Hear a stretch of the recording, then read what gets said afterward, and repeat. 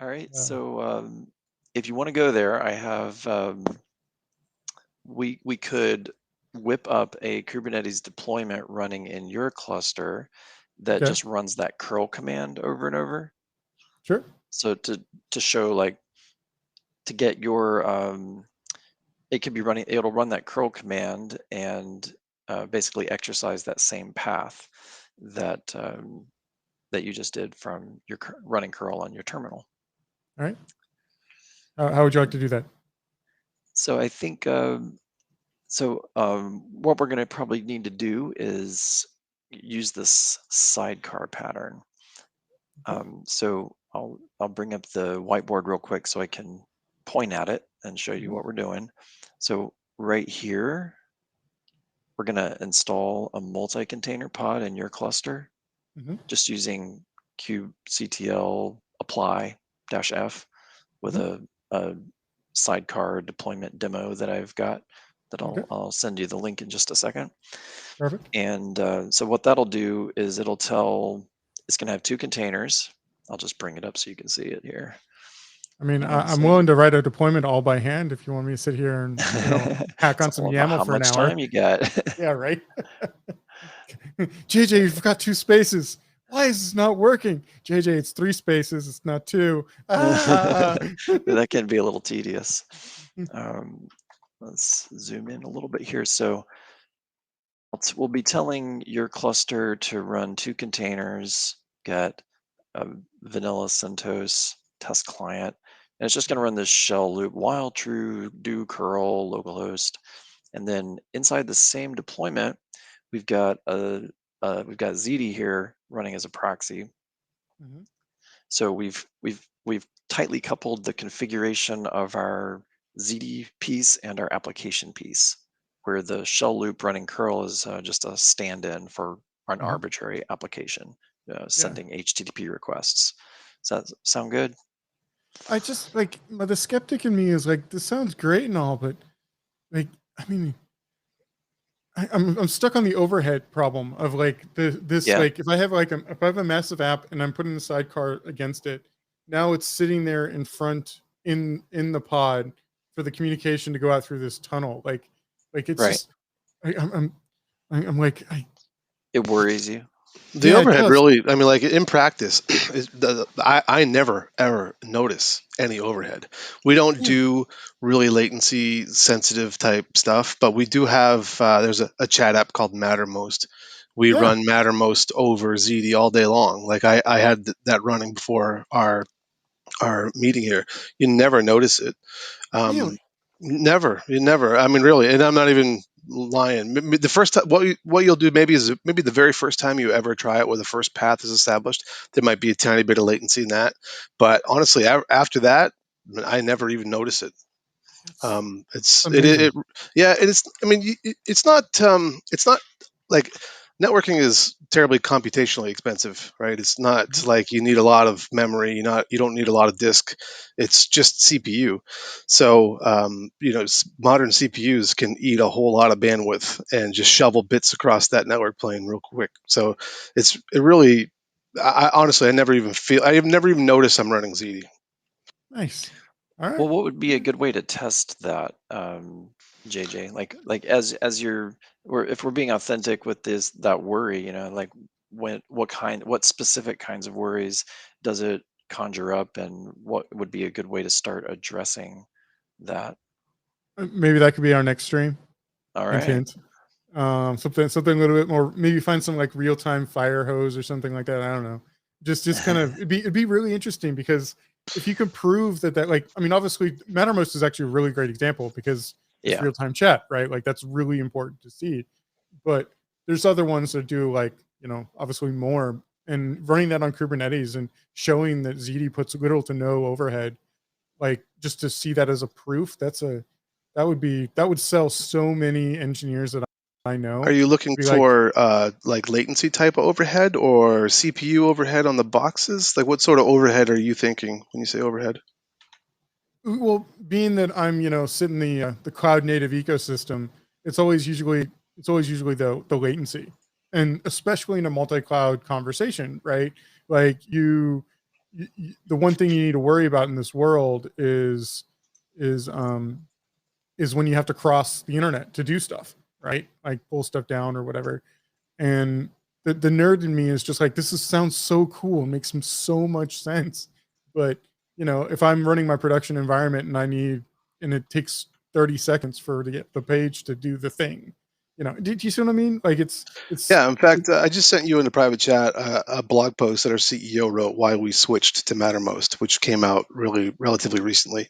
I do believe it's got a little overlay diagram in there that you could look at if you were interested. It just shows you that we run a couple fabric routers across the cloud, and I think we send it into Amazon, and we run our Mattermost beside there. And if I fired up Mattermost right now, Ken and I could just chat if you wanted, but I could send him a file. That's awesome. Well, okay, I mean, I'm not gonna be like you know Oh, overly love it. annoying No, here. no. It's just It it's really is that easy that it's almost hard to believe. Like Ken and I were talking about that beforehand, where I was like, "Hey Ken, if you're going to do this demo, how do we prove that these ports aren't actually open somehow?" Right? Like you already started out by doing exactly that, so I totally get it. Yeah. And I'm sure that you're not alone, JJ. I mean, all of us have been on this like journey to figure out how this stuff works and see what kind of problems we can solve with it. And I think there's a lot of undiscovered territory about what we'll be able to do with it. But we got to start with these reservations, and just sort of unlearn doing it the hard way. It took me so long to learn natting, and you're taking natting away from me. It's not very Exactly. nice. Not It's like very nice. Stockholm syndrome. Exactly. Good call. It looks like there's an actual secret in here for the JWT. Do I need that? Yeah, Or we're gonna do is we're it gonna do kubectl create secret from the file, the new JWT that I just sent you. It might sound like there's a lot of JWTs flying around, but it's important to have a separate identity for everything so you can do really specific permissions. do we need to create that secret beforehand, or can I go ahead and apply the sidecar? We'll do the create secret first. Okay. One thing I'll add on to what you just said there, Ken, I disagree that it's important to have a different identity. It's important to not transfer that identity. So the JWT allows your identity to stay on the machine that does the enrollment. You could choose to pick your identity up and move it somewhere, but that is not acceptable, right? You should not be doing that. So the reason why he's sending you another one is because if it's on a different machine, then you want to use a different identity. If it's on the same machine, you can reuse that identity. And then you're using the actual ZD network itself for the authorization tier. So I would say it does depend. If you have an application itself where it's baked in, you most likely will have a separate identity just because that will be part of your app's enrollment process. But never transfer the actual certificate or private key, technically, I guess, that gets created from the enrollment process. That's the real key there. No pun intended. Great secret. Do you see Like the hint that I RWT. sent you for the? Oh, perfect. There you go. You're already on top of it. Jeez. It's like you've done this before. Obsessively. Exit 1.jwt. Which file directory? Did I spell it wrong? It's a client one. Oh, did I name it client? I don't think you named the file difficult enough. Like it could have been more characters. Sorry. It is client one. Yeah, that's right. So apply -f. And then again, if you didn't see earlier, I did bring up this YAML because he did ask me to get something randomly from GitHub. So, just checking, just trying to do the right stuff. You've Not that I don't trust you. No, I mean, it is production. Yeah, thank you. And it's extreme, so. Exactly. See, Clint gets it. All right, get pods, and then there we go. We are pending right now. So this is a multi-container pod, right? Because it's using the sidecar pattern. So we've got a supporting container and an app in this case. It's just a list of containers in the deployment, but we've only got two. So if we look at the log coming out of the one called test client, we should be seeing that same IP address that you did from the /IP. Oh, yeah. Okay. So, I'm showing some warts here. K get PVC. Oh, I missed it. Um, oh, yeah. Where you got to Oh, wait for this to pen. It takes a that's what it couple is. minutes. Yeah, it takes a couple minutes. Yep. Yeah, I forgot to ask you if you had a default storage class set up. Yeah, it takes a minute. Okay. I've seen it quickly as quickly as taken 3 minutes. Mhm. Sometimes I've seen it take maybe more than 3. I'll explain Yeah. why it has a persistent volume claim in this case. It's it's 2 containers, right? And Mhm. the tunnel, the ZD container, that's providing the proxy on the local host interface on the loopback. Mhm. That one, it needs to take that JWT file, which is a secret, and it needs to enroll with that. So that's a single use token that it's going to use to do that handshake. And it's going to generate a private key and Mhm. get a certificate back, and it's going to store that in the PVC. Got it.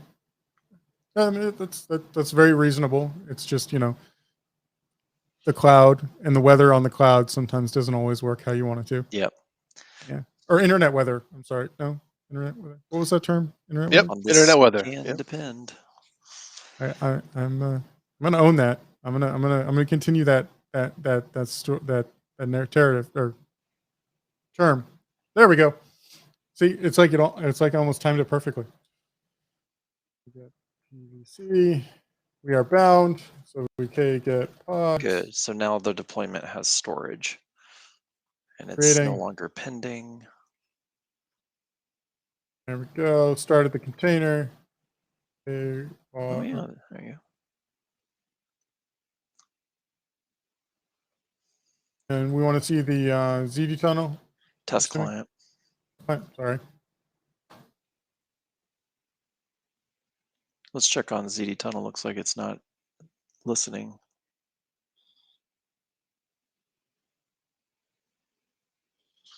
Why you no listen? Reflex server is not verified. We got to modify. Let's delete your deployment and modify the YAML. 'Cause Oh it's got no, the we gotta wait. wrong. We gotta wait again. That's fine. It might actually be able to use the same storage because it's going to call for this. Nah, If you delete the deployment, the PVC will still be there, I think. no, not on IBM Cloud. Not an IBM cloud. Okay. Yeah, we're gonna have to do some more dancing and do a little jig. Maybe get Clint to do a little dance in the background there for a few minutes. That's a good sport.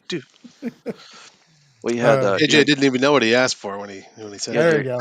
you had your guest a couple days ago singing the clown song. Yeah, it's true. You're not wrong. That happened. All right. You Where know am I? what? Where am I changing? So in the YAML, there's a hard coded name of the application, the ZD service name. So where are we? Scroll down a little bit. I'm looking for it'll be in the args passed to the container. There you go. Image, ZD tunnel, args, proxy, and then HTTP bin. What does that need to be?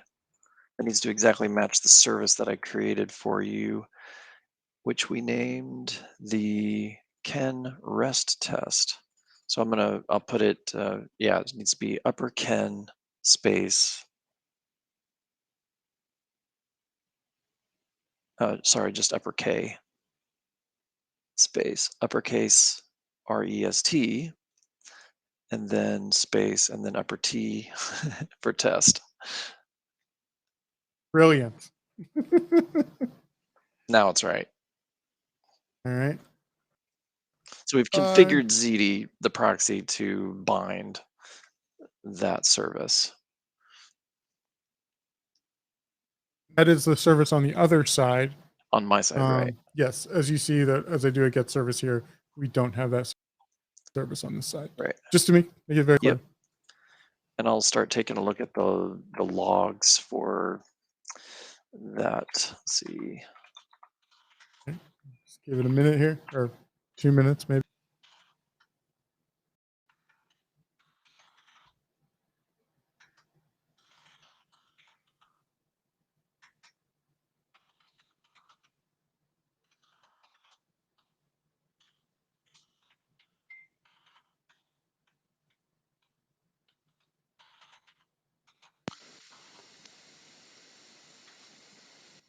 Now, if your application itself had that strong identity baked into it, you wouldn't need to be following this sidecar pattern. You would just deploy your app inside of Kubernetes, and then it'd be able to access the ZD network the way it would normally do it. We just need it here because we have, as Ken said, we've bound that service using a feature of ZD tunnel called the proxy that allows you to send the traffic to that machine, which will then traverse the network. Yeah, that's that's really, like, it makes sense. Then if you have your legacy application and you're trying to Zify the rest of it, and you're still cloud native running on Kubernetes, throwing in this side. So yeah. Oh, mine's racing again. Nice. Like this is all. It's opening up so many clicking. possibilities. Yeah, it's Yeah. opening up so many possibilities in my mind. Like this is That's awesome. This is really fun. This is fun. I wish I could see a log message coming from the REST server to say, "Hey, I just answered this." Maybe there's a way I can Could use TCP configure dump. HTTP bin. Well, it's running on the cluster, so I'm trying to think if there's a way I can configure HTTP bin to give a more verbose output, maybe with an environment variable.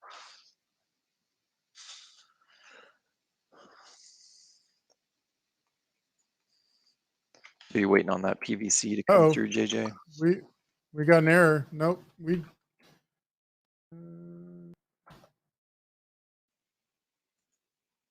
Can you make your screen bigger again? Oh, sorry.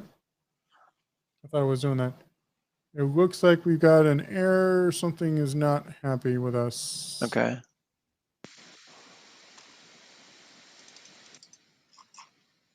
It doesn't say what it is. Yeah. If I do K logs ZD tunnel. Yep. That's the Oh, one. there it is. ZD tunnel PID unbound. Invalid token. So the JWT's been burned. Maybe we got them mixed up. Maybe the one that you used to create the secret. Maybe he's registering a second environment, right? Like, so that JWT that you sent him once is no longer valid. I can definitely create another one, and that would explain it. But when I did this earlier, I was able to reuse the PVC. But that's what I can tell from that error, failed to enroll. That means so that enrollment process is taking that one-time token, that JWT, using it and then burning it. So if you have removed your storage and you need to re-enroll, which I think is the difference, then you'll need a new JWT in this case. All right, so I'm going to make JJ cluster client 2. And as the network administrator, I will send that over. It'll come through as an email because I'm going to use the endpoint share feature here. All right. Sorry to type your email address here. Yeah, it's fine. It's awesome@ibm.com. Awesome. It really is awesome@ibm.com. It comes. That's right. That's right. That's the one that you. So if you were registering a mobile client, just to show a neat feature here, you could just scan the QR code, and that would load the identity right in and do that whole PKI handshake. Now I've already gotten your identity. You could have, if you wanted to, you could steal it before you. I certainly could have. I should have. Yeah. Because it's single use. I've actually had people on my stream watching have screenshotted the token key and then typed it in by hand. Yeah. To log into the clusters that I have just to prove a point. Yeah, and I'm like, all right, come on, all right, I get it. Like, I'm deleting the cluster after the fact. Like, it's like I realize I'm not being the best here, but now I'm getting all paranoid if I do any of this. Anyway, I'll teach you to use sandboxes. Yeah, exactly. Still waiting on. Unfortunately, the email is nice and speedy over here at IBM, so it's going to take a minute. Is there a way for me to upload an attachment in here, send you a file directly? No, unfortunately, there's not. You could go crazy and paste the JWT right into the chat. I could. Yeah, we could do that. Oh, here it is. I got it. You Just got it. came. Okay. Yeah. Good old email, the original bottleneck. That's right. Let's see here. So we'll go ahead and grab that command again.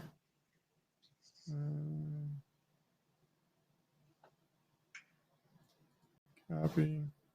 I'll bring my screen over in just a second here. All right.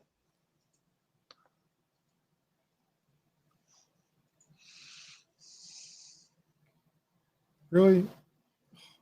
I hate computers.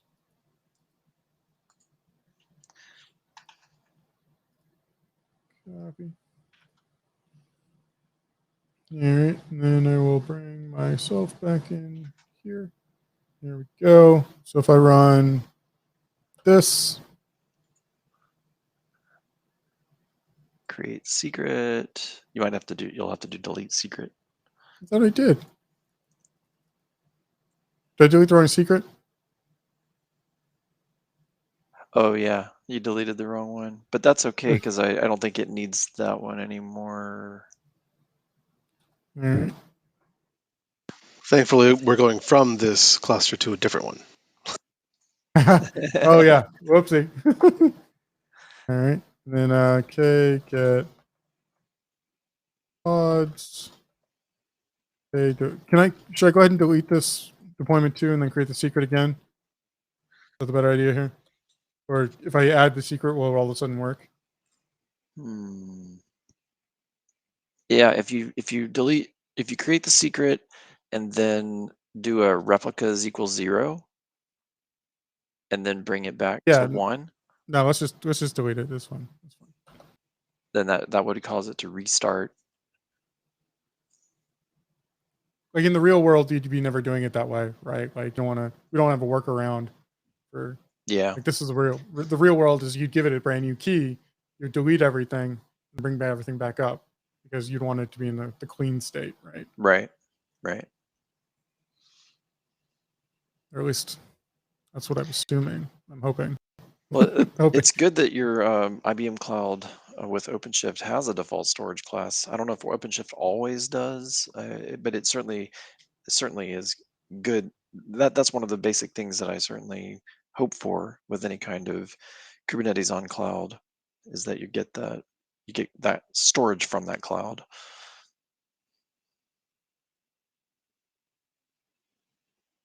All right. Clint, need another jig, buddy. That's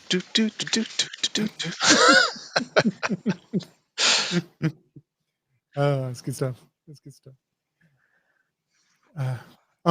So while we're waiting, we have a handful of people watching live. If you have any questions or thoughts, please don't hesitate to throw those in the different chats we have. I would love to bring it up and answer some of those questions while we patiently wait for our what is it? NetApp.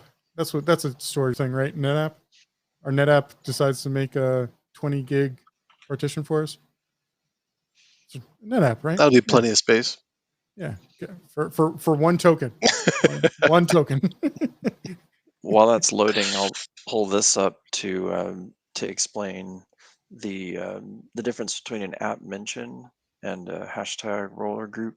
You probably saw us throwing around these at mentions, and it's just like it is in social media. Like if you're on Twitter and you want to at mention somebody, that's the difference, right? If you're gonna use a hashtag for this is attribute-based access control. So we use this in two main ways. They're only subtly different. We use it for permission, granting access to the services, and then we use both of these also for configuring the routes. And that's overlay routes as distinct from IP routes. It's still IP packets flowing through them, but it's on the overlay. So that's earlier when we said that you might want to optimize the delivery of your application for particular circuits or particular clouds, particular geographies. You can do that with route configuration using these same app mentions or hashtag role attributes to form policies for your endpoints to go on and off the mesh. That looks right. Yay! All right, so now your cluster with a little stand-in, like a little substitute basic app.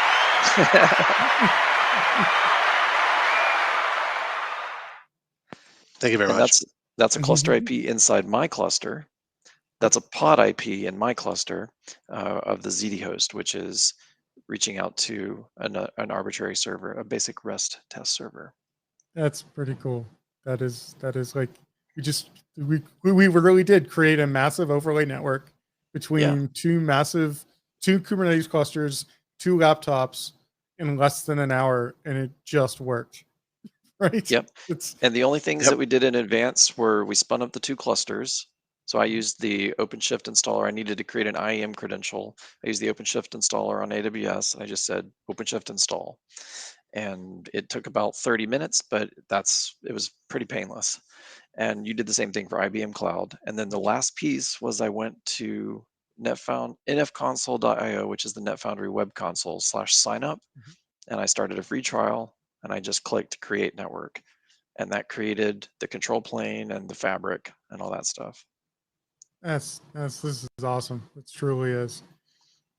Well, I mean, I like ending on a high note, and this feels like it's as high a note as we can leave it there. Yeah. Yeah.